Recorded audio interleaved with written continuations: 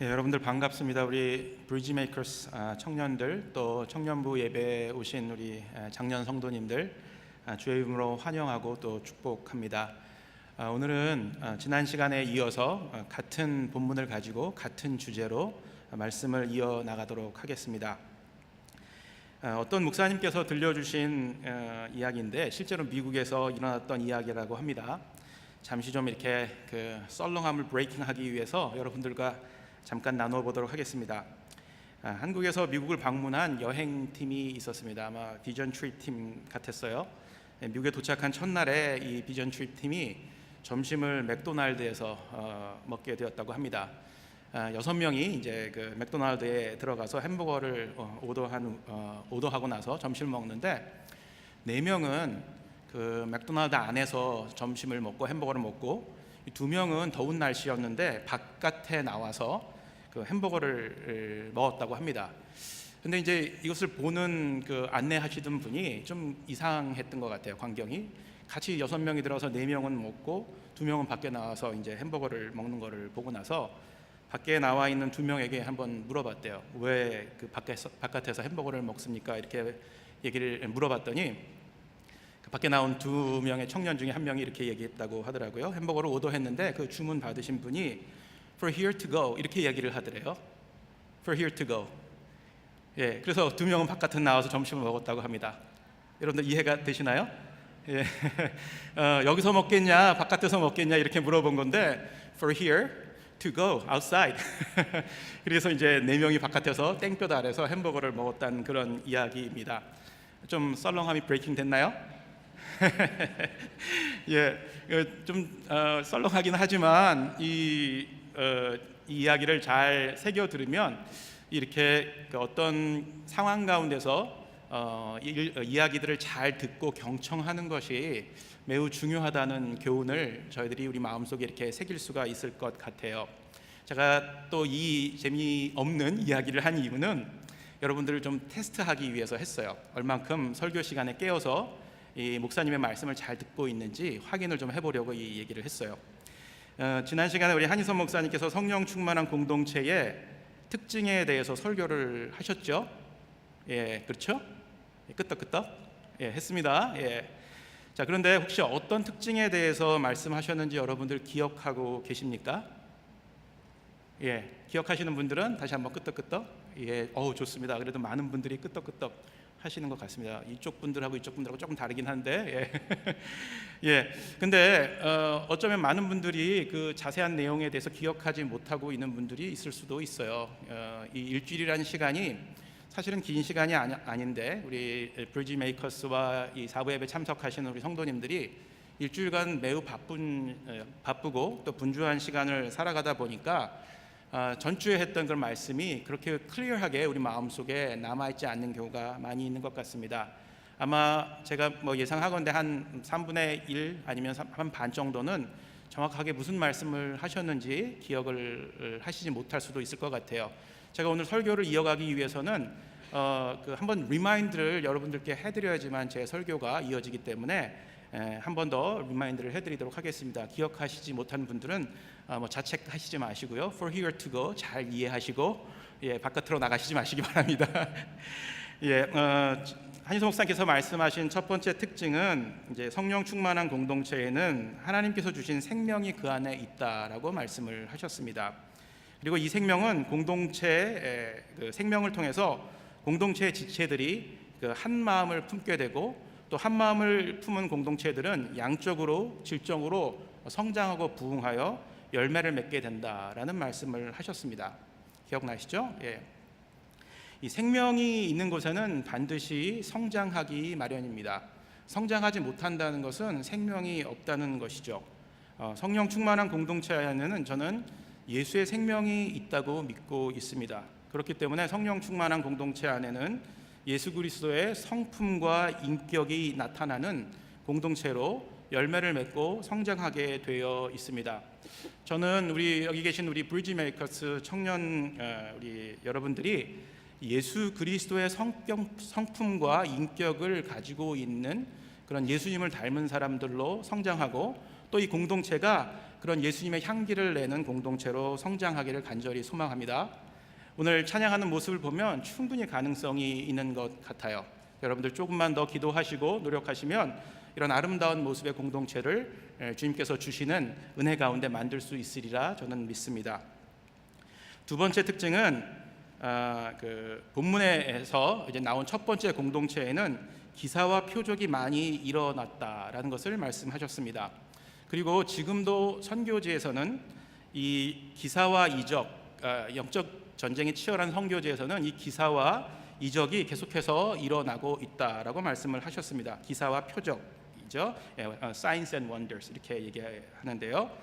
그렇지만 지금 우리가 속해져 있는 이 공동체는 이 Signs and wonders가 거의 잘 일어나지 않거나 거의 일어나지 않고 있는데, 그 이유는 그 당시에 또 그곳에서 역사하시는 성령님과 우리 공동체 안에서 역사하시는 성령님이 다르기 때문에, 다르게 역사하기 때문이 아니라 그 당시에는 하나님을 알 수 있고 또 하나님께 가까이 갈 수 있는 그런 방법이 주어져 있지 않았기 때문에 기사와 이적, Signs and Wonders를 하나님과 공동체에 보여주셨지만, 지금은 하나님을 알 수 있고 또 하나님께 갈 수 있는 길이 이미 우리에게 말씀을 통해서 열려져 있기 때문에 그 말씀을 받은 모든 성도들 또 공동체는 기사와 이적이 필요 없다, 더 이상 나타나지 않더라도 하나님을 알 수 있는 길과 방법이 있다, 이렇게 말씀을 하셨습니다. 그래서 목사님께서는 하나님을 더 깊게 만나고 잘 알기 위해서는 하나님께서 주신 말씀을 열심히 읽고 또 묵상하고 그 말씀대로 살아가기 위해 노력해야 된다라고 말씀을 하신 것으로 제가 기억하고 있습니다. 맞죠? 예. 그리고 여러분들 그 순 안에서 그 구약 통독 지금 하고 있다고 이렇게 말씀을 하신 것 같아요. 끝나신 순도 있고 끝나지 않은 순도 있다라고 이렇게 이야기를 하신 것 같습니다. 자, 오늘 본문은 지난 시간에 이어서 이 성령 충만한 공동체에 나타나는 특징에 대해서 좀 더 구체적으로 다른 각도에서 다른 특징에 대해서 한번 다루어 보도록 하겠습니다. 대부분의 사람들, 거의 모든 사람들인 것 같습니다. 모든 사람들은 1터와 3터에서 하나 이상의 공동체 안에 소속되어 살아갑니다. 요즘은 이 아주 어린 아이들도 뭐 아기 학교나 뭐 어린이 학교 이런 것을 통해서 공동체 생활을 하고 있는 것 같습니다. 공동체 안에서 살아가고 있다는 것이죠. 그리고 여러분들이 느끼지는 못하지만 이렇게 눈에 보이지 않는 virtual한 그런 커뮤니티가 여기저기 많이 있는 것을 여러분들 아마 경험을 했을 것입니다. 뭐 페이스북 그룹이 그렇죠. 여러분들 혹시 그 브리지메이커스의 페이스 그룹이 있죠? 예, 그 페이스 그룹 안에 있는 분들은 공동체 안에 들어가 있는 것입니다. 또 우리 순장님들은 카톡 그룹이 있겠죠. 역시 카톡도 그 공동체에 보이지 않는 그 virtual한 공동체라고 볼 수가 있겠죠. 싫든 좋든지 간에 여러분들은 하나 이상의 공동체 안에 속해져서 이 세상을 살아갑니다. 그렇다 보니까 본인의 의사와 관계없게 또 어떤 원해서 이 공동체 안에 들어가지만 피할 수 없는 일이라는 것을 이제 확인하게 되면 어떻게 해서든지 조금 더 좋은 공동체 안에 머물기를 원하고 또 그 공동체 안에서 참된 평안과 기쁨과 또 하나됨, 유니티를 누리고 살아가려고 하는 것이 우리의 어떤 기본적인 네이처가 아닌가, 이런 생각을 해봅니다. 모르겠어요. 우리 청년분들은 어떻게 공동체를 선택하셔서 그 공동체의 일원이 되는지는 모르겠습니다. 뭐 이렇게 뭐 농담반 진담반으로 어떤 분은 뭐 물 좋은 곳을 찾아간다 이렇게 이야기도 하시기도 하지만 꼭 그런 것 같지는 않습니다. 아무리 뭐 물이 좋아도 그렇죠. 그거는 시간이 지나게 되면 별 소용이 없는 것 같아요. 그렇기 때문에 변하지 않는 것을 여러분들 찾아가는 것이 굉장히 중요해요. 아멘이시죠? 아멘들을 안 하시네. 그렇죠. 변하지 않는 것을 찾아가야죠. 뭐 이렇게 겉으로 보이는 것, 멋있고 이렇게 반짝반짝하는 것들은 금방 변하고 없어지기 마련이에요. 눈에 보이는 것들, 그것보다는 보이지 않지만 영원한 것들을 여러분들 추구하시는 우리 BM 공동체 되시기를 주의 이름으로 축원합니다. 아멘. 자, 그렇다면 사람들이 찾고 있는 이 그 평안과 기쁨 그리고 하나됨을 누릴 수 있는 그런 공동체는 과연 어떤 모습일까요? 저는 여러분들과 함께 오늘 본문을 통해서 이런 공동체의 모습에 대해서 나누고 여러분들이 이런 공동체의 일원으로 살아가기를 바랍니다. 그래서 이 자리에 함께 모였고 기도하고 찬양하는 것이라고 저는 믿고 있습니다. 오늘 본문 저희가 읽었는데 이 본문이 이야기해주는 공동체, 본문이 보여주는 공동체의 특징은 어쩌면 사람의 힘과 또 지식 또 노력으로는 만들기 어려운 공동체일 것 같습니다. 그래서 여기 계신 여러분들 중에는 과연 이러한 공동체가 존재할 수 있을까? 이런 의문을 말씀을 묵상하면서 가지셨을지도 몰라요. 또 여러분들 이 말씀을 가지고 순모임을 하시게 되는데 그 순모임 하는 과정 가운데서도 야 이런 게 어딨어 이렇게 말도 안 돼 이렇게 이야기하시는 순원들이 있을 수도 있습니다. 뭐 그런 순원들을 어떻게 해야 될까요? 순장님들 기도해야 되겠죠? 예. 그리고 말씀을 통해서 그런 순원들이 하나님의 은혜를 누릴 수 있도록 열심히 도와줘야 될 것이라고 생각합니다. 그러나 오늘 본문에서 소개해주는 이 공동체, 사도행전이 보여주는 공동체는 역사적으로 실제 존재했던 공동체입니다. 허구적인 것이 아니고 가짜로 만들어낸 것이 아닙니다. 왜냐하면 성경은 하나님의 말씀이고 또 역사적인 사실이기 때문에 그렇습니다. 오늘 이 성령님을 통해서 생겨난 이 공동체가 바로 예루살렘 공동체 초대교회, 첫 번째 교회인 예루살렘 교회라고 오늘 본문은 소개하고 있습니다. 이 본문의 가장 큰 특징은 아까도 말씀드렸지만 사람의 노력이나 어떤 능력에 의해서 또 지식과 지혜에 의해서 만들어진 공동체가 아니라는 사실이죠. 이것은 온전히 성령 하나님의 임재하심과 계획과 또 성령 하나님의 역사를 통해서 만들어진 공동체라고 오늘 본문은 우리에게 이야기해주고 있습니다. 이 공동체가 만들어진 것은 이렇게 시작이 됩니다. 이렇게 기인합니다. 오순절에 예루살렘에 많은 유대인들이 제사하고 예배하기 위해서 예루살렘 성전을 찾습니다. 그런데 거기서 베드로가 이 모여든 유대인들에게 설교를 합니다. 그 설교의 내용 아마 여러분들 기억하고 계실 것인데 회개하고 예수 그리스도의 부활에 대한 내용이었고 또 예수 그리스도를 십자가에 못 박은 것이 바로 너희들 때문이다라는 것을 이렇게 강력하게 전파할 때 사람들의 마음이 찔려서 그렇죠. 그 회개하고 주님 앞에 돌아왔다. 이것이 베드로의 설교였다고 우리는 지난 시간에 아마 확인을 했을 것입니다. 이것을 통해서 많은 사람들이 그 설교를 듣고 나서 회개하고 또 세례를 받은 후에 기도하기 시작하면서 이 공동체가 시작이 되었습니다. 그리고 이 공동체는 한 번 모이고 끝난 것이 아니라 계속해서 모이기 시작했는데 지금까지 우리가 이 교회라는 이름으로 모이고 있습니다. 몇 년이나 됐죠? 2000년이 그렇죠? 2000년이 조금 안 된 것 같아요. 지금 2000년 거의 다 됐네요. 넘었죠? 2017년이죠 올해가. 예, 그렇죠? 2000년이 넘었어요. 대단하죠. 여러분들 이 교회의 역사가 교회 나이가 2017년 플러스 알파라는 사실 놀랍지 않으세요? 예, 그렇죠? 사도행전 2장 41절 42절 말씀을 한번 우리 같이 읽어봤으면 좋겠는데 말씀 혹시 우리 같이 읽어보겠습니다. 시작.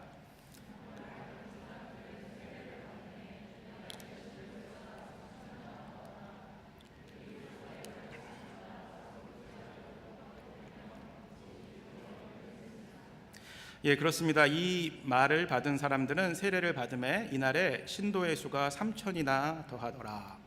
몇 명이죠? 3,000명. 그 설교를 듣고 회개하고 세례를 받은 사람이 3,000명이나 되었다고 얘기를 해요. 이게 산술적으로 계산이 안 될 것 같아요. 3,000명. 저희 본당이 450석이에요. 그러니까 이 본당의 한 6배 되는 사람들이죠. 그 사람들이 한꺼번에 세례를 받았을 것 같습니다. 세례는 물로 주는데 이 물이 도대체 어디서 났을까요? 3,000명이 아마 세례를 줬다면 그때는 이렇게 스파클링이 아니라 이게 그 물속에 이렇게 담갔다 빼는 뺀다는 표현이 이상하지만 그 세례였을 텐데 제가 이번에 아마존 갔었을 때 세례를 줬어요. 아마존 강물에서 16명 세례를 줬는데 물속에 들어가서 세례를 줬어요. 아마존 강 안에. 근데 아마존 강은 물이 클리어하지 않아요. 이렇게 다 흙탕물이에요. 근데 들어가기가 겁이 나더라고요. 그 흙탕물 속에서 뭐가 나올지 몰라가지고. 그런데 거기 계신 선교사님이 저는 요 무릎만 담고서 세례를 주려고 그랬는데 계속 안으로 들어오라고 그러시더라고요. 그래서 여기까지 이렇게 들어가가지고 세례를 16명을 줬는데 그 쉬운 일은 아니더라고요. 근데 물이 그렇게 많으니까 강물이 많으니까 세례를 주는데, 당시에 제가 예루살렘 3월 달에 갔다 왔는데 이만한 물이 없는 것 같아요. 그런데 어떻게 3천 명이나 세례를 받을 수 있었을까 의문은 가는데, 이것도 역시 성령님의 역사가 아닌가 이렇게 그 생각을 해봅니다.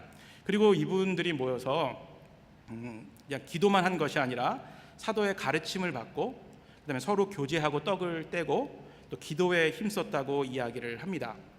그리고 나서 이 공동체에 계속해서 신기한 일들이 생기는데, 오늘 제가 중점적으로 여러분들과 은혜를 나눌 부분은 바로 44절과 45절에 있는 말씀입니다. 한번 같이 읽어봤으면 좋겠는데요. 다시 한번 읽어봤으면 좋겠습니다. 띄워주시고요.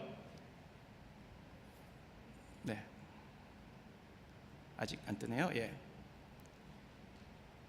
44절 45절 말씀 보면, 믿는 사람이 다 함께 있어 모든 물건을 서로 뭐하고요? 통용하고. 그렇죠?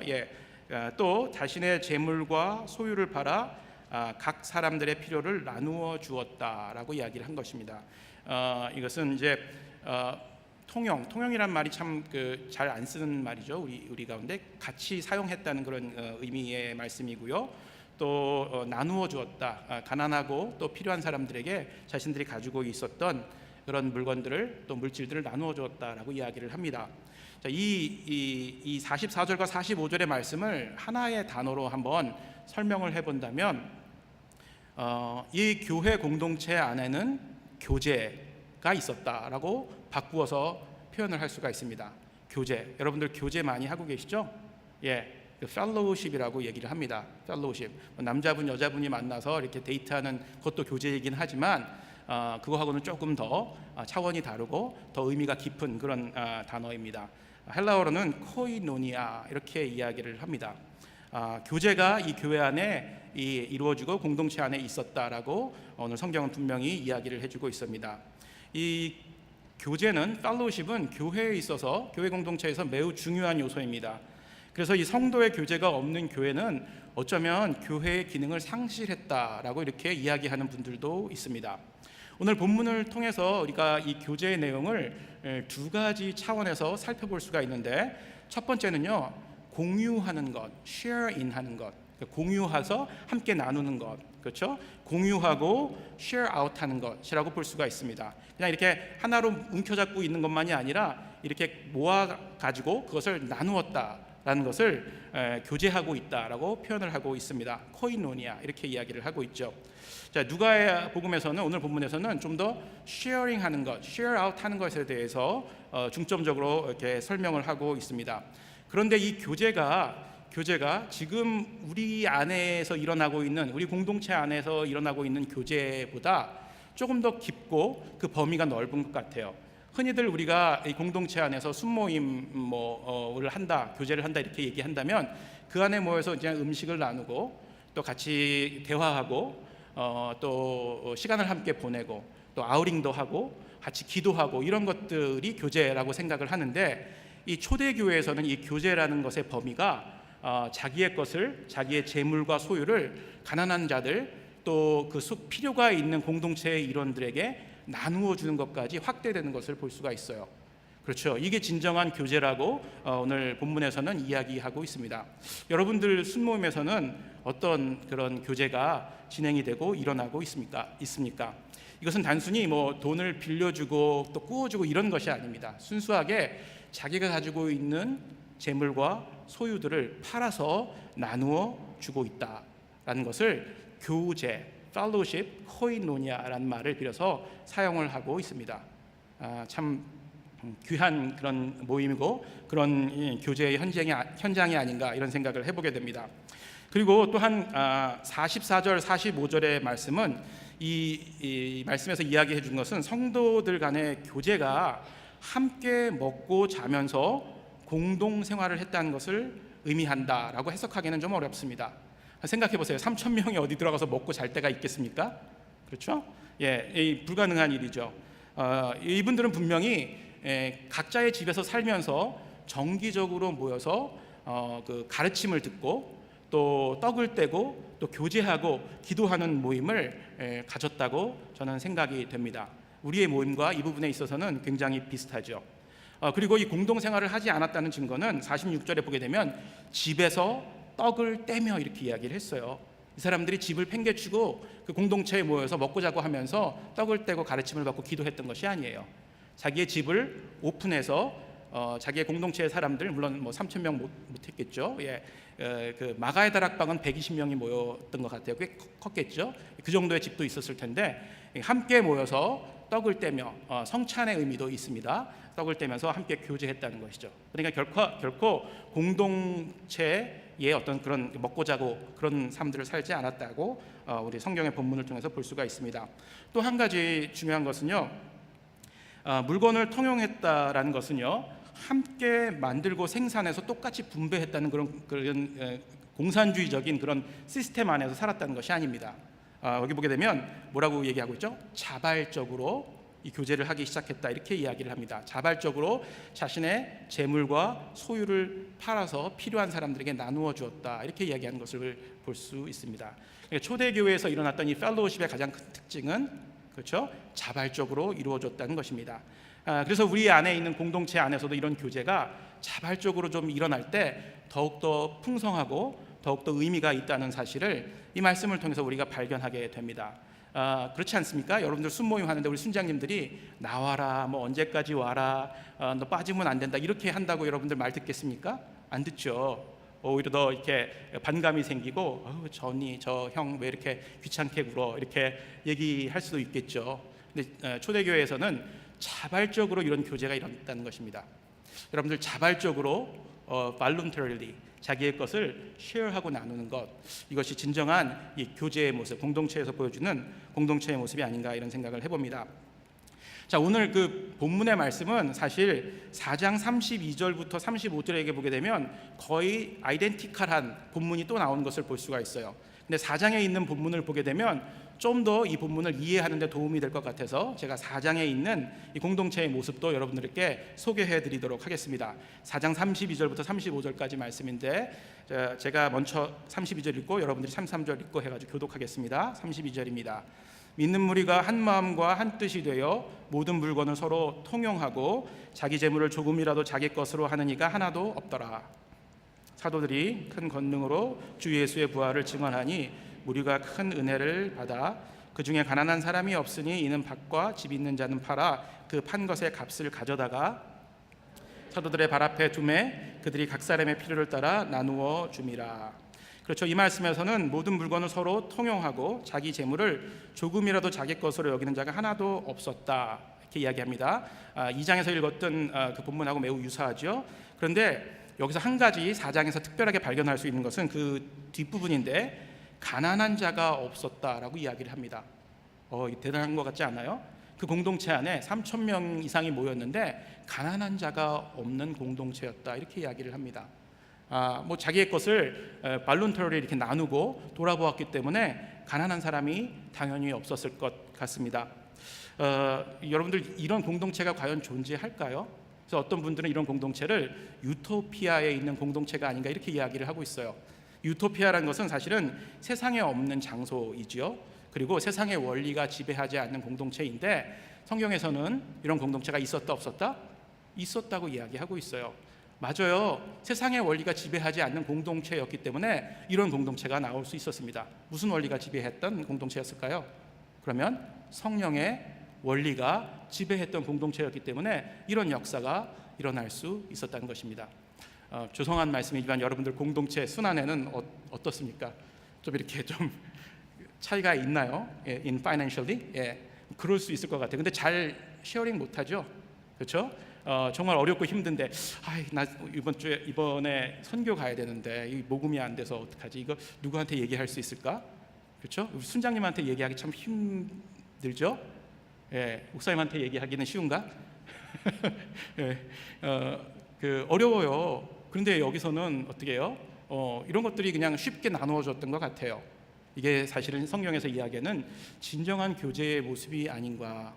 만약 사실 이런 얘기가 많이 이루어지면 좀 우리 공동체 안에서 부담이 될 수도 있겠지만 사실은 우리가 믿음으로 이러한 부분들도 뛰어넘는 것이 하나님께서 원하시는 공동체가 아닌가, 이런 생각을 제가 말씀을 준비하면서 해보았습니다. 자, 그런데 말씀드린 것처럼 이렇게 믿기지 않는 일들이 일어날 수 있었던 것은 세상의 원리가 지배하는 공동체가 아니었기 때문에 그랬습니다. 바로 성령님의 원리, 하나님의 원리가 지배했던 공동체이기 때문에 이런 현상들이 일어났는데, 가장 중요한 것은 이렇게 자신의 것을 나누고 함께해서 가난한 사람이 없을 정도로 이렇게 그 분위기가 좋아진 이유는 바로 한 마음과 한 뜻이 되었기 때문이라고 성경에서 이야기하고 있습니다. 한 마음과 한 뜻이 되기 때문이라. 참 그 사람들의 마음이 하나로 모아지는 일은 매우 힘듭니다. 여러분들 공동체 안에서도 때로는 의견이 막 달라서 어려움이 있을 수 있을 것 같은데, 사실은 가정에서도 역시 마찬가지입니다. 이 한 마음이 이루어지는 것은 정말 놀라운 일이에요. 성령님께서 역사하시지 않으면 한 마음 가질 수가 없습니다. 제가 아들이 하나 있어요. 대학교 이제 2학년 되는 아들이고, 저희 아내, 저 이렇게 세 가족이 이렇게 살아가고 있는데, 지금껏 이렇게 바깥에서 음식을 먹을 때마다 한 번도 같은 음식을 먹자고 이야기한 적이 없어요. 정말 신기해요. 돈은 내가 내는데 아무도 제가 먹고 싶은 순댓국 그렇게 먹어주는 사람이 없어요. 저희 집에는요. 순대 얘기만 하면 이렇게 하고, 그런 거 왜 먹냐고 하고, 너무 서러워요. 그래서 어떻게 이렇게 마음이 안 맞을 수 있을까? 세 사람인데도 쉽지 않습니다. 아마 두 사람이 모여도 그럴 거예요. 그런데 3,000명 가까운 이나 되는 사람들이 어떻게 해요? 한 마음과 한 뜻을 품었다고 이야기를 합니다. 놀랍죠? 이게 바로 성령의 역사입니다. 성령의 사역은요, 기본적으로 사람의 마음을 하나되게 하는 그런 사역이십니다. 이게 성령님의 역사예요. 갈라지고 분열되는 곳에서는 성령의 역사가 없어요. 그리고 성령 하나님께서 주인이 되신 곳에는 분열과 갈라짐의 역사가 없어요. 저희 집에 성령의 역사가 안 일어나는 것 같아요. 아직도 계속 갈라지는 거 보니까 이게 기도 제목인데, 여러분들 볼 때마다 순댓국으로 모아질 수 있도록 여러분들 좀 기도를 해주셔야 됩니다. 부탁드리겠습니다. 순댓국입니다. 순댓국. 자, 여러분들 공동체에서는 어떻습니까? 모임 끝나고 나갈 때 뭐 먹을까 혹시 싸우지는 않습니까? 기도하십시오. 하나님, 한 마음과 한 뜻으로 아름다운 공동체를 이루어 나갈 수 있게 도와주십시오. 이렇게 기도했으면 좋겠습니다. 또한 성령의 역사는 공동체의 질서를 세우는 일을 하기도 합니다. 그리고 일꾼을 세우고요, 또 한 가지는 사람들의 가치관을 세우는 일을 합니다. 세우는 것, build up 하는 것이 성령님의 역사입니다.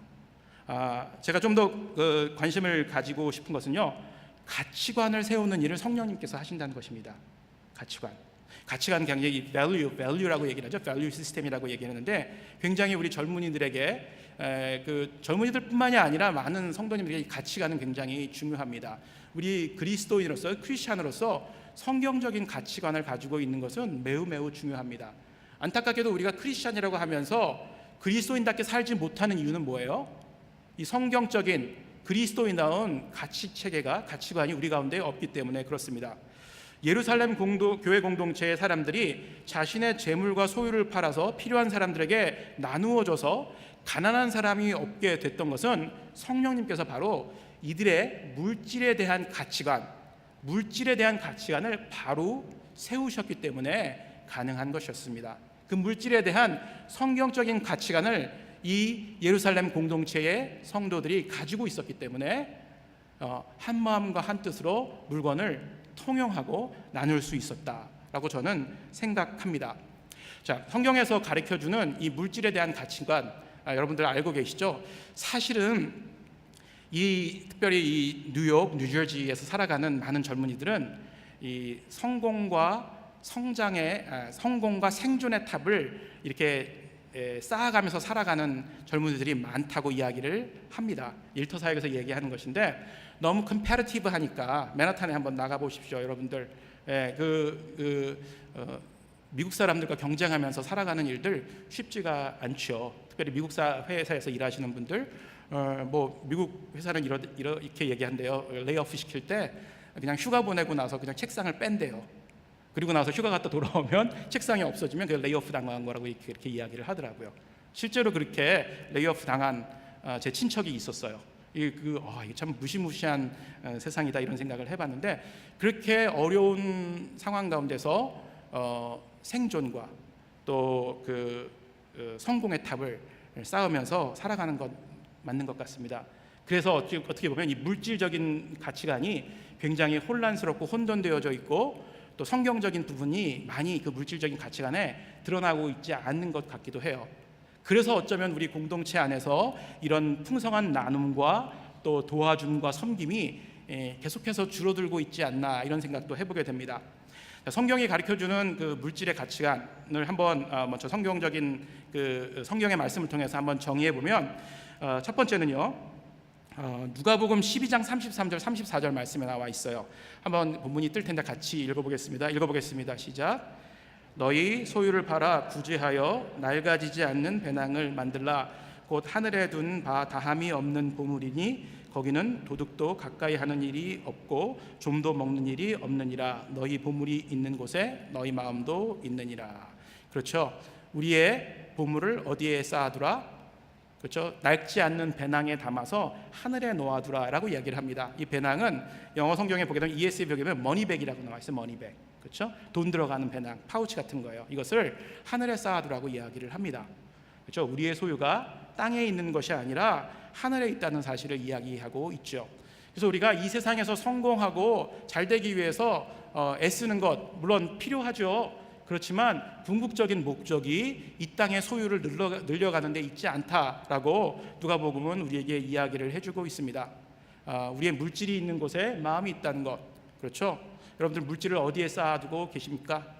아마 이런 얘기하면 쌓아둘 물질이 있어야지 쌓아두죠. 이렇게 얘기할 수도 있겠지만 이건 꼭 쌓아두라는 얘기는 아닙니다. 여러분들이 물질을 사용하고 있는 것. 그렇죠? 여러분들의 눈이 피프스 애비뉴에 걸어갈 때마다 그 피프스 애비뉴 쇼윈도에 이렇게 고정되어 있다면 여러분들의 마음이 거기 있는 거예요. 그렇죠? 형제들의 그 마음은 아마존을 이렇게 보거나 뭐 B&H 같은 것을 보면 새로 업데이트된 그런 컴퓨터, 랩탑, 그다음에 셀폰 이런 것들에 이렇게 포커스가 되어 있다면 그 마음이 거기 있는 거예요. 바로 그런 얘기예요. 쌓아둘 것은 없지만 여러분들의 눈이 향하고 있는 곳, 그것이 여러분들의 마음, 또 여러분들이 소유를 쌓아두는 곳이라고 성경에서는 그렇게 이야기를 하고 있습니다. 두 번째 가치관은요, 청지기 정신을 가지라는 것입니다. 성경에서 이 청지기 정신에 대한 것은 지금 시간에 다 다룰 수는 없지만, 청지기 정신의 가장 중요한 것은 뭐냐면, 모든 물질은 하나님께로부터 온 것이다. 주인은 하나님이시고 나는 관리자다. 그리고 나는 이 물질을 하나님께로부터 받아서 관리자로서 정해진 시간에만 동안만 관리하고 하나님께 돌려드리는 것이다 라는 정신을 가지라고 성경에서 이야기해주고 있습니다. 이 두 가지 더 많이 있는데, 이 두 가지의 가치관이 여러분 마음에 딱 새겨진다면 여러분들 정말 공동체에서 정말 이렇게 그 초대교회에 있었던 공동체처럼 어떻게 보면 찐한 교제가 오늘부터도 시작될 수 있을 것이라고 생각이 되어집니다. 말씀의 결론을 맺도록 하겠습니다. 4부 예배 참석하시는 우리 청년 여러분, 어떤 물질관을 여러분들 가지고 있나요? 어떤 그 물질에 대한 밸류 시스템을 가지고 있습니까? 물질이 가져주는 안락하고 평안한 삶을 살기 위해서 아까 말씀드렸던 것처럼 생존의 탑과 성공의 탑을 쌓아가는 데만 혹시 집중하고 있지는 않습니까? 혹시 그렇다면 오늘 말씀을 통해서 오늘 말씀을 우리 마음속에 새김으로 하나님께서 주시는 새로운 가치관, 성령님께서 세우시는 새로운 가치관을 여러분들 마음에 심으셨으면 좋겠습니다. 또 한 가지는요, 소유가 대책이 되지 않는 삶들을 여러분들 사시기를 주의 이름으로 축원합니다. 이것도 역시 일터사역에서 이야기하는 것인데, 소유가 대책이 된다는 삶은 뭐냐면 내가 가지고 있는 것들로 모든 문제들을 해결할 수 있어 라고 생각하는 자만심이라는 것입니다. 내가 돈도 이만큼 가지고 있어, 내가 네트워킹도 이렇게 가지고 있어, 내가 페이스북 패친들이 1000명이 넘어, 그 다음에 링시스 하는데도 많이 있어, 내가 그 사람들에게 전화만 하면 이 문제 모두 다 해결할 수 있어, 이렇게 생각하지 말라는 것입니다. 여러분들의 소유는 정말 있다가도 없어지는 것이 바로 여러분들이 손에 가지고 있는 그런 물질과 또 어떤 네트워킹이나 그런 것들입니다. 내가 가지고 있는 소유로 내 문제를 해결할 수 없다는 사실. 누가 우리의 문제를 해결해 줄 수 있다? 예수 그리스도. 그렇죠. 그분은 우리가 가지고 있는 소유보다 훨씬 더 많은 것들을 우리에게 주실 수 있는 분들입니다. 누가복음 말씀처럼 여러분들의 소유를 땅에 쌓아두지 마십시오. 정말 여러분들이 마음이 있는 곳에 그 물질을 사용하심으로 말미암아 배낭이 있는, 썩지 않는 배낭이 있는 하늘나라에 그 소유를 쌓아두는 여러분들, 우리 BM 청년부들 뵀으면 좋겠습니다.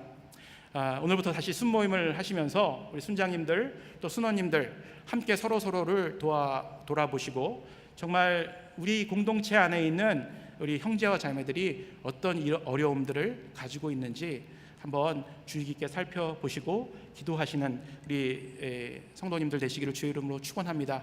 그리고 그 안에 이런 물질적인 어려움이나 또 말 못할 그런 고민들이 있다면 정말 이 초대교회에 있었던 그 마음으로 우리의 자존심과 또 우리의 어떤 그 자만심을 버리고 함께 나누고 교제하고 기도하고 사랑함으로 이루어가는 아름다운 그런 우리 BM 공동체 또 우리 초대교회 공동체 되기를 주의 이름으로 축원합니다.